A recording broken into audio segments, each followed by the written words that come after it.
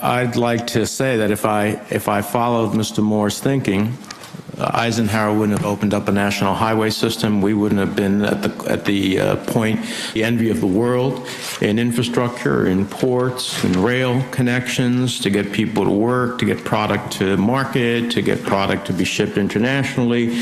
That's just not going to be done by the private sector. And I'll tell you someone, as a person representing the highest per capita income in the nation, we send a lot of our money to a lot of other places, including your state, Mr. Moore. So the reality is that's not a particularly compelling argument to me. Let me just say, we have today heard a lot about the focus on highway programs, which are important, but our nation's transit programs are equally, in my view, if not even more critical to our mobility and economic competitiveness. Now, there's some interesting assertions in today's testimony, including a comment that transit shouldn't be funded by motorists who, by definition, don't use the trains, subways, and buses. Well, let me make it clear. I'm a motorist who uses mass transit. And given the fact that under a conservative estimate, there are more than 860,000 park and ride spaces at transit stations, I don't think I'm the only one. In fact, 82% of U.S. transit riders live in a household with a car. And of the transit riders with access to a car, 87% use the vehicle more than 3 times a week. These people are all paying into the Highway Trust Fund, and they all rely on more than roads to just get around. A modern transportation system can't be about highways alone. We need a system with safe and efficient roads and rails and transit lines and ports. And we need to think about it holistically, with each mode of transportation working together in concert to increase efficiency and synergism.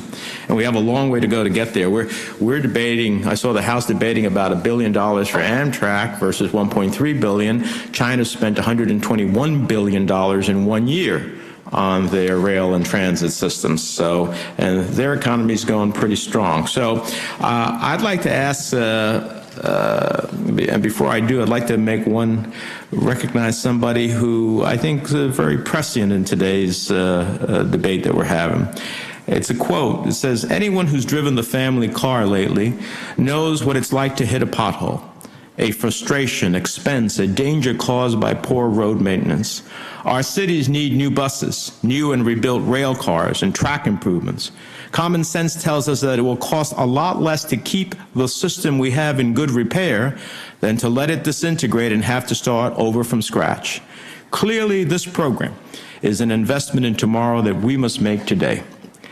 Now, that quote didn't come from some radical liberal or even a moderate Democrat. It came from a Republican, and not just any Republican. Ronald Reagan as the presidential signing ceremony for the 1982 transportation bill, a bill that both raised the gas tax and created the mass transit account of the Federal Highway Trust Fund. So despite the passage of time, we find ourselves today facing many of the challenges that he acknowledged nearly 3 decades ago. And I hope we can do it in a bipartisan way. Secretary LaHood, I'd like you to get to 2 points, if you can, in the time I have left. There's this myth that transit is only used in urban democratic areas of the country. You served as a Republican member of Congress, I was pleased to serve with you, representing an area that included Peoria, which has had a transit system for decades. Can you speak to the importance of federal investment in transit services for communities of all sizes? And can you also speak to the fact that your testimony notes that in the 3 transportation bills prior to MAP 21, Congress increased investment levels in the range of 40 to 45%.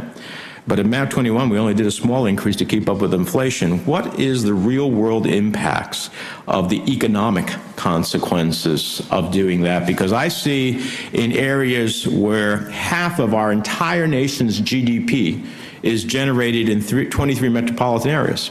And so between the realities of rural America that very often, and suburban America that very often need rail, and the realities of so much GDP generating in these more metropolitan areas, there's an economic imperative, isn't it?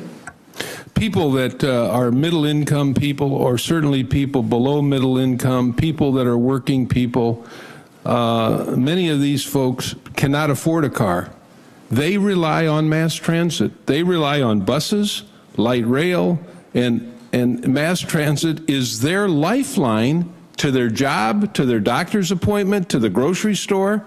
This is how they get around, and not just in places like Chicago or New York or other big cities.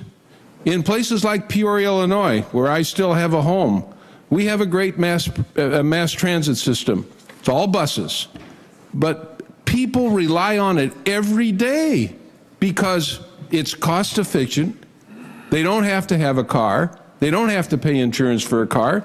And frankly, they can't afford it. So for all of the talk about how are we going to help people, raise their ability to have a good income and, to live the American dream, part of that is making sure that they have the kind of transportation they need. A lot of people can't afford a car, and particularly people who are just coming out of college that are moving to cities like Chicago or Washington, D.C., they're going to rely on mass transit. They're going to rely on buses or metro systems or the CTA or whatever it is. And certainly in the state you come from, Senator, I don't have to tell you how many people use mass transit. Thousands. What would happen? What happened during Sandy? Thousands of people couldn't get to work. And, how did they do it? Buses were rented so they could get to work.